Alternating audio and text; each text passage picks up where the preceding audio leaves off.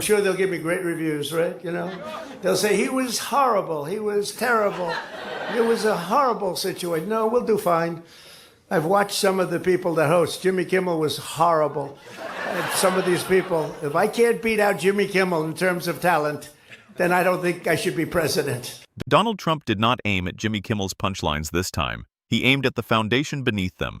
In a late-night post followed by a rally jab, he branded Kimmel a paid propagandist, suggested he was reading from hidden scripts, and claimed he was lying to America for ratings. The objective was not to rebut a specific joke or dismantle a particular claim.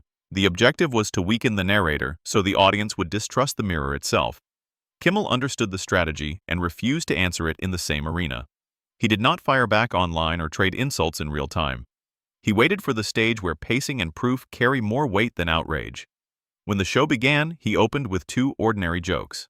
Nothing political, letting the audience settle into familiar laughter. He was obviously very excited to headline this once prestigious event. He even waddled the red carpet where he was all fired up. How have you prepared to host tonight?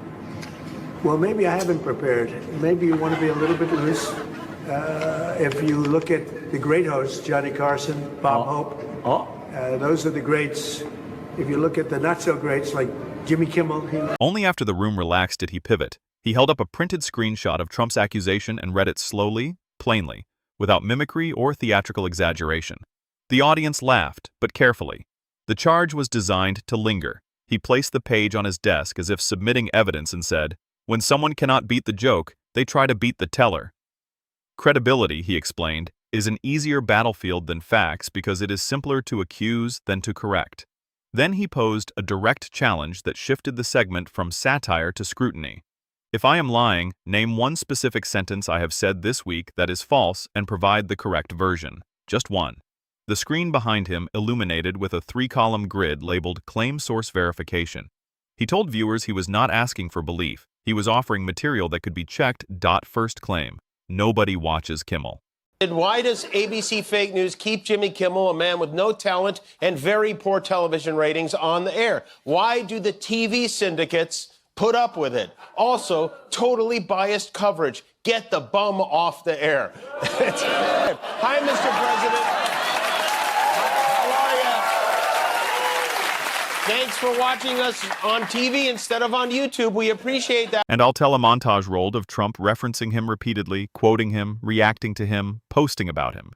Each clip carried a timestamp. Under verification appeared a short line, watched enough to respond. The laughter grew sharper. Second claim, Kimmel is paid to lie. He read his on-air disclaimer, reminding viewers he is a comedian who uses publicly available reporting and recorded footage. Then he displayed fundraising messages branding critics as bought and controlled.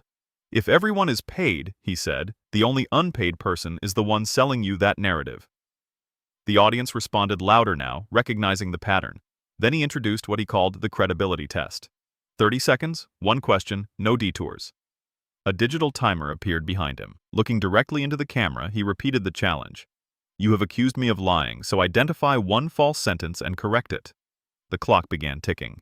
In the history of the American presidency, he takes precious time on the toilet to post about our show. Keeps saying we have bad ratings, and you should listen to him because if anyone knows about bad ratings, it's that guy.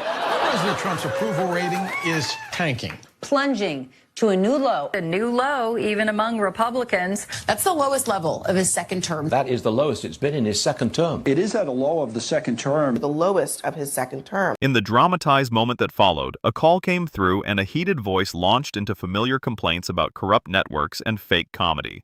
Kimmel did not interrupt or escalate. He pointed at the timer and calmly repeated the question.